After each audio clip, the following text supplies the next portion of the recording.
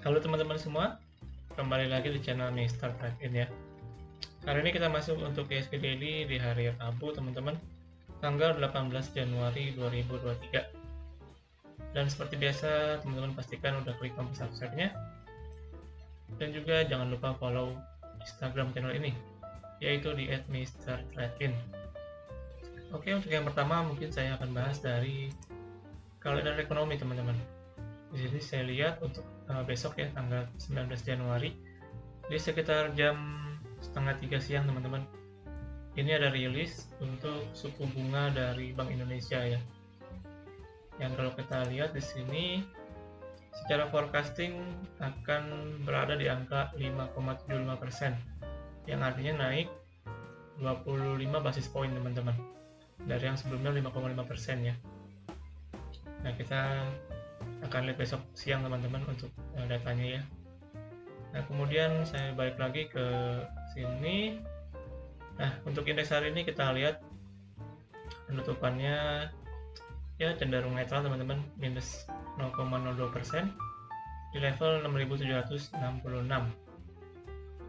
Nah, sekilas kita lihat untuk banking kita ya.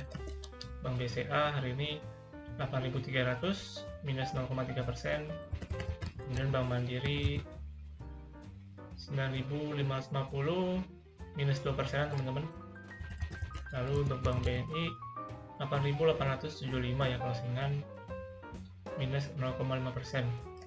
Lalu untuk Bank BRI closingan di 4.600, ini menguat 0,88%. Kemudian untuk kurs rupiah sendiri hari ini terhadap dolar Amerika di angka 15.159. Ini masih bermain di 15.100-an teman-teman ya, sementara waktu ini. Dan langsung aja teman-teman kita lihat ke bagian chartingnya.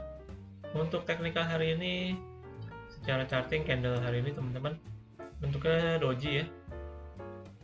Ini lebih ke arah netral teman-teman, antara buyer dan sellernya.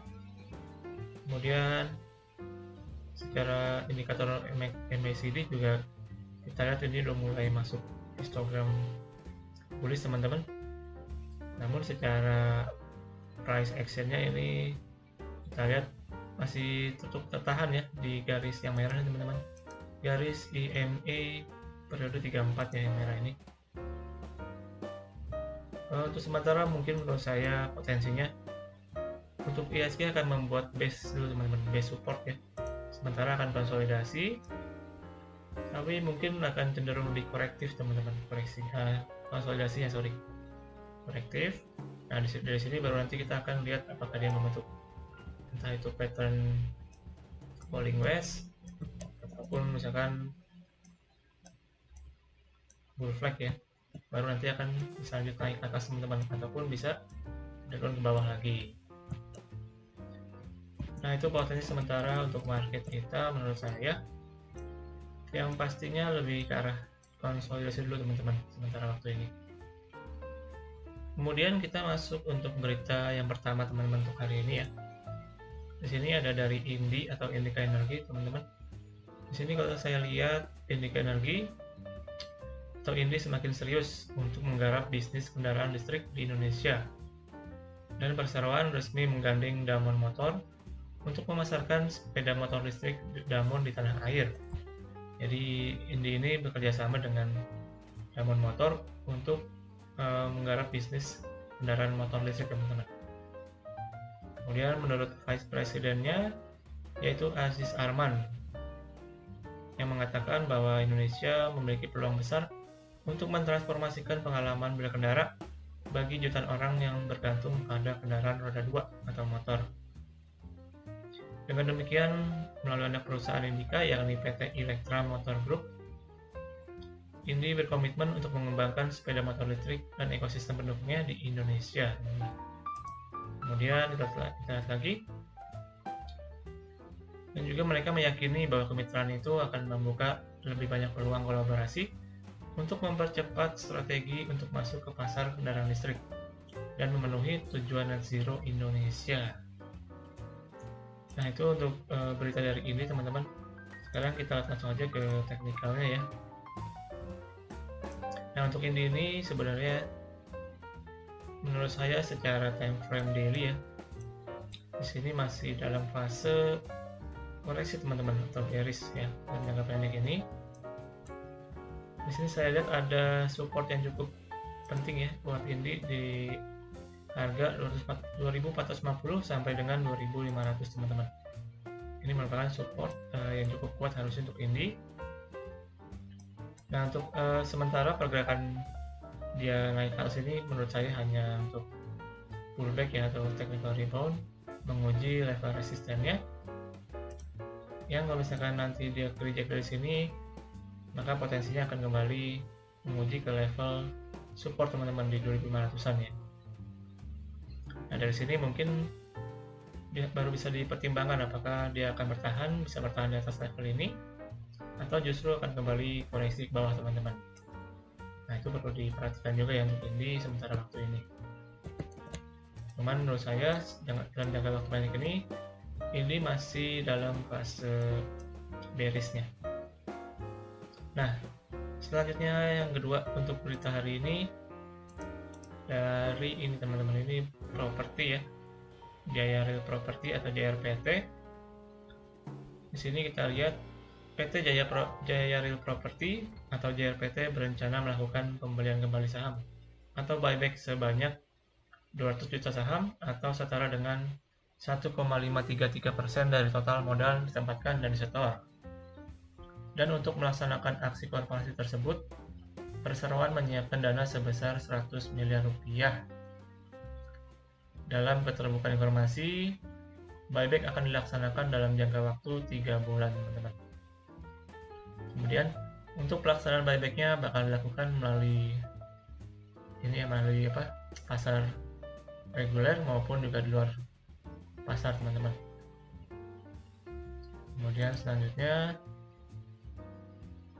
juga dijelaskan dalam hal pembelian kembali saham melalui bursa efek, maka harga penawaran untuk membeli kembali saham akan dilakukan sesuai dengan harga yang lebih rendah atau sama dengan harga transaksi yang terjadi sebelumnya. Nah, sebelumnya kan untuk JRPT ini juga ada melakukan buyback, teman-teman. Terakhir itu saya lihat buyback mereka di harga di 470-an sampai 500 ya. Jadi mungkin mereka akan melakukan buyback di harga tersebut atau juga lebih rendah, teman-teman. Kemudian dalam hal pembelian saham di luar bursa efek, maka harga buyback adalah paling tinggi sebesar harga rata-rata dari harga penutupan perdagangan selama 90 hari terakhir sebelum tanggal buyback. Jadi kalau harga yang di luar bursa efek, maka mereka hitungnya dari rata-rata harga 90 hari, teman-teman. Yang paling tinggi berapa? Nah, mereka akan beli di harga itu. Dan menurut manajemennya bahwa pelaksanaan buyback tidak akan memberikan dampak signifikan terhadap kinerja dan pendapatan perseroan. Dengan aksi korporasi ini, perseroan berharap dapat terus menjaga pertumbuhan yang berkesinambungan di masa-masa mendatang, yang menguntungkan bagi seluruh pemangku kepentingan. Kemudian kita lihat aja ke teknikal ya untuk JRPT. Nah, di sini untuk Jaya Property hari ini closingannya di 486, teman-teman. Ini kita lihat banyak jarum panjang ya. Banyak yang nahan juga harganya, teman-teman. Kita lihat di sini. Saya menandai untuk supportnya di 480 sampai dengan 474 ya, teman-teman. Karena kalau saya lihat di time frame weekly-nya ya secara mingguan, nah di area sini merupakan ini merupakan area support untuk JRPT, teman-teman. Sebenarnya JReal ini merupakan salah satu emiten yang juga saya pantau, teman-teman, untuk bisa invest ya, karena saya lihat secara prospeknya masih cukup bagus, secara laporan juga oke. Dan di sini secara teknikal pun saya lihat dia membentuk potensi terbentuk double bottom, teman-teman. Dia bertahan ya di supportnya di 450 nih, bertahan. Ini potensi terbentuk double bottom apabila dia berhasil break neckline-nya di 530-an ya, kurang lebih. Nah, menurut teman-teman gimana untuk prospek dari JRPT ini? Boleh teman-teman juga diskusikan di kolom komentar ya.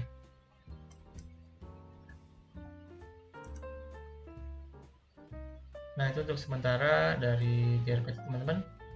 Dan juga demikian pembahasan ISP Daily untuk hari ini teman-teman ya. Ini nggak terlalu panjang. Dan terima kasih buat teman-teman yang sudah menonton sampai akhir. Jangan lupa memberikan like di video ini. Dan akhir kata, sampai jumpa di video selanjutnya. Salam trade.